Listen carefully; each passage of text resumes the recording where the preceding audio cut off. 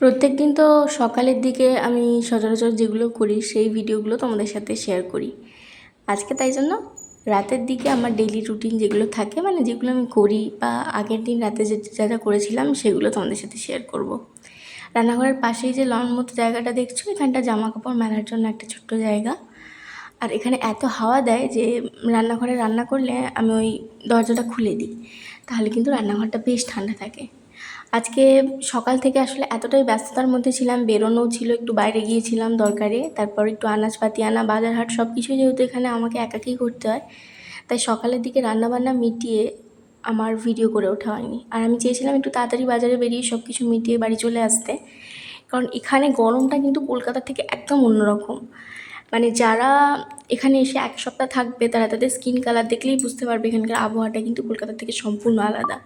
দুদিন পুরী এসে ঘোরাটা, এখানে স্থায়ীভাবে বাস করাটা দুটো কিন্তু সম্পূর্ণ আলাদা। এখানকার গরমটা একদম অসহ্যকর গরম, মানে 10টার পর এখানে বাইরে বেরোনোটা কিন্তু খুবই কষ্টকর।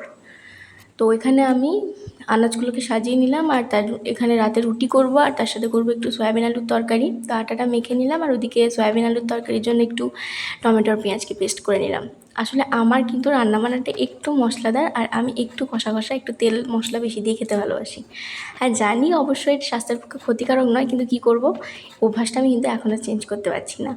তো এখানে মোটামুটি আমার আটা মাখার পর দেখলাম 8টার মতো লেচি হয়েছে, লাগে 6টা কিংবা 5টা, ওর 3টে কি কখনো 4টে, আর আমার দুটো একদম ধরা বাঁধা ফিক্সড, দুটোর বেশি কখনোই হয় না। তো রুটিগুলো সেঁকে নিয়েছি। এদিকে আমি প্রেসার কুকারে একটু সয়াবিন আর একটু আলু সিদ্ধ করে নিচ্ছি। অনেকে ভেজে সিদ্ধ করে, তবে আমি সিদ্ধ করে নিই, তারপরে একটু বেশি করে তেল নিয়ে কড়াতে কষে দিই। এখানে গ্যাস আর ইন্ডাকশান দুটোই ইউজ করি, কারণ দুটো ব্যালেন্স করে চললে গ্যাসটা তাড়াতাড়ি শেষ হবে না, ওই জন্য দুটোই ব্যালেন্স করে এখানে চলি। কারণ এখানে গ্যাস শেষ হয়ে গেলে বাড়িতে এসে দিয়ে যাবে না, দোকানে নিয়ে গিয়ে ভরিয়ে আনতে হবে, ওই জন্য যতটা করা যায়। সয়াবিনের তরকারি এখানে মোটামুটি রেডি। আর আমি এখানে কিন্তু সয়াবিনের জল দিই না, একদম শুকনো শুকনো ড্রাই একটা সয়াবিনের তরকারি, চচ্চড়ি বলতে পারো। তো কাল তোর অফিস আছে, আজকেও ছিল, তো সেই জন্য সকালে যেহেতু ভাত নিয়ে যাচ্ছে, রুটি খেয়ে যাচ্ছে, ওই জন্য রুটির লেচি কেটে জলের মধ্যে বসিয়ে দিয়েছি, তার সাথে দই আর কচুর তরকারি আর দই বেগুন করবো বলে সেটাও কেটে নিয়েছি। মোটামুটি রাতের দিকে আমি যতটা পারি সকালের কাজটা গুছিয়ে বাসন টাসন মেজে পরিষ্কার করে রাখি, তাহলে কিন্তু সকালে তাড়াহুড়োটা থাকে না। টাটা।